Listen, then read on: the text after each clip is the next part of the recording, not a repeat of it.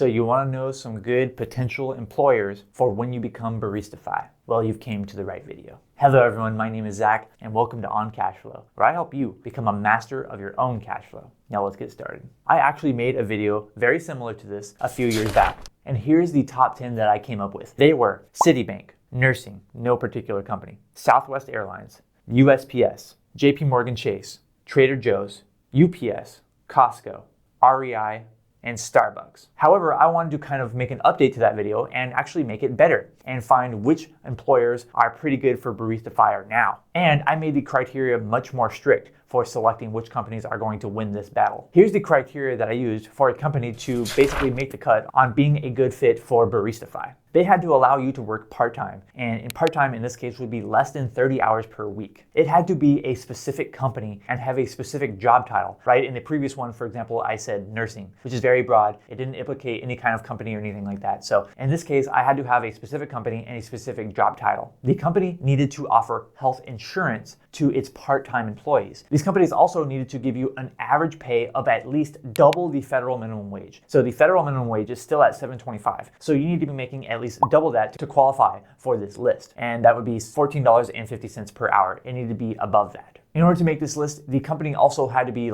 broadly applicable. It couldn't be concentrated, let's say, in only one location. There has to be multiple locations in multiple spots. And then lastly, the thing that we considered was the 401k match, right? Because that's some additional compensation that you would make in addition to your regular hourly pay, even if you're part-time. So now we've got the criteria out of the way. Let's look at the methodology that I used. And that's a very fancy word, but I like saying it, methodology.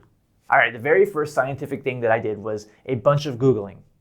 Yep, I just did a bunch of Googling and find out what were good companies, right? And I found out lots of different articles and I read a lot of different things and tried to put together a really big list of companies that just kept coming up as good companies to work for part-time and that they meet all this criteria. And then I did some more Googling to find out how much hours do they require you work in order to get benefits. And I looked up how much they pay on average and all this kind of stuff. So there was a lot of research going on here. In order to find the median hourly pay, I tried to use the same source the entire time. So I used Glassdoor as my source here. And I found the median pay nationally, right? So not one very specific area. For example, a high cost of living area would have higher pay more likely. But I tried to use the median for the entire United States. And then I also had to double check a lot of the individual websites. And I also had to look up a lot of reviews on the company to find out which companies have part-time positions that also offer health insurance. And some of them were pretty unclear. Some of them I had mixed results finding, yes, they do offer health insurance at part-time. Some people said they don't. So it was very unclear, but I really did try to do my best to dig through all of it to try to find the right answer. Now, I know that it's not going to be 100% complete. And if you have experience with these companies, for example, then you probably know a lot more than I do just based on this research that I did. I also had to look up the actual amount that the 401k was matched. Usually I could find some kind of plan documents for each company in order to put that in the data. But some of them I did actually have to look and find out what most people were saying that the match was. Is this data perfect? No, but does it point us in the right direction? I think so. So let's get into the fun part here and start looking at the companies. In total, I actually found 20 companies that could potentially meet this list, but 4 of them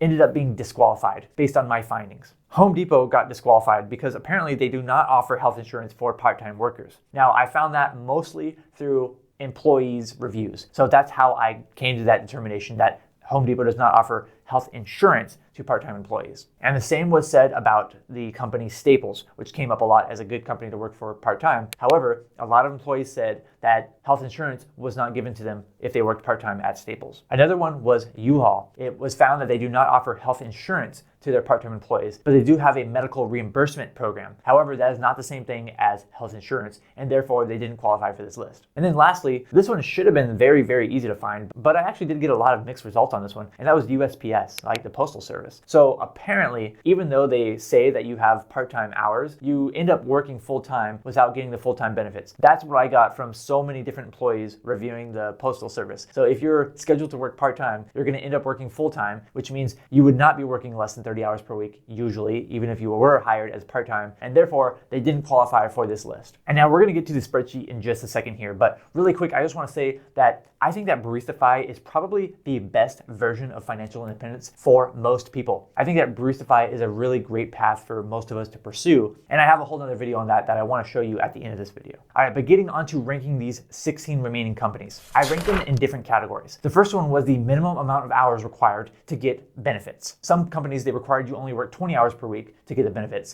Some didn't have a requirement at all. Some required you to work 25 hours, for example, or 30 hours in order to get those benefits. And then we also ranked the median pay. The more pay that you make per hour is usually going to be better than the lower amount of pay per hour. And then I also ranked the 401k match, because this can actually be a good amount of money per year in addition to, helping build your wealth while you're Barista FI. So we ranked the 401k based on the percentage that you could expect to receive as a match. All of these factors, I gave them equal weighting, although you personally would probably weight some of them more important than others. When it comes to our ranking here, a lower score is going to be better. So for example, if you have the lowest amount of hours required of working per week in order to get benefits, then you have a lower score. Whereas when it comes to the highest average pay, that is going to be the lowest score, right? If you have the highest average pay, then that score is going to be 1. And similar to the highest pay, the highest 401k match is going to get the lowest score of 1. And then we added all those together to see what is the total lowest score, because that is the winner. And then we rank those companies. Coming in at rank number 1 is Southwest Airlines with a total score of 5. And second place, pretty close, is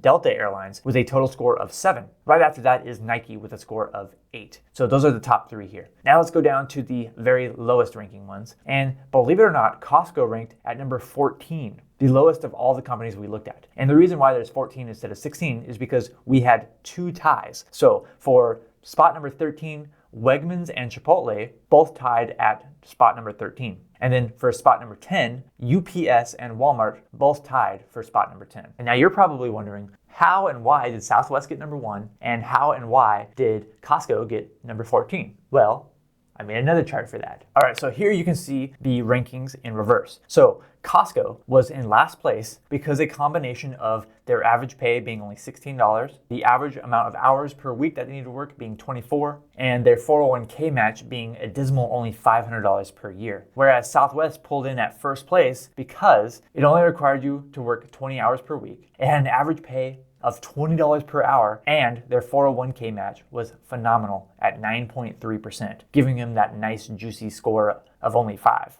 Right in the middle of the pack was REI, with only requiring you to work 20 hours per week minimum for benefits, an average pay of $16 per hour, and a 5% 401k match. So that 5% definitely carried them into that middle ranking there. All right, now that you've seen all the data there and you've seen my notes and stuff, this leads me to the big question here. I want to know from you in the comments below, which of these companies that we looked at here today do you think would be the best fit for you if you were to pursue Barista FI and work at one of these companies? I'm really curious to hear what you have to say. Please let me know in the comments below. So when it comes to Barista FI, it looks like the vast majority of part-time jobs out there are going to be direct customer facing jobs, right? Customer service kind of jobs. And if we think about it, intuitively, that does make sense. That's traditionally what the most part-time jobs are going to be. And then another thing I looked at was, while some of these companies might actually rank high on the list of Barista FI jobs, according to their average pay and 401k match and all that stuff, some of them have very bad reviews when it comes to, employees working there, which actually might be an even bigger determinant on whether you should choose to work there or not, right? Like if you're making a good high amount of average pay and you're working only 20 hours per week and you have a good 401k match, but you hate every minute of it, then it's not a good fit for you overall, especially Barista FI. It's supposed to be, a lot more relaxing and a semi-retirement lifestyle. Whereas there are some companies, for example, Costco, which actually ranked the lowest on this list, that have amazing reviews when it comes to employees that work there. So definitely keep in mind the reputation of the company and the work environment when you're choosing where to work part-time in Barista FI. And the other thing that you need to do is check out my other video where I explain why I think that Barista FI is the best version of financial independence for most of us. Okay, that video is going to pop up on the screen after I get off the screen, and I'll leave it in the pinned comment below as well. Thank you so much for watching this video. I'm Zach from OnCashflow.com, and I hope to see you next time.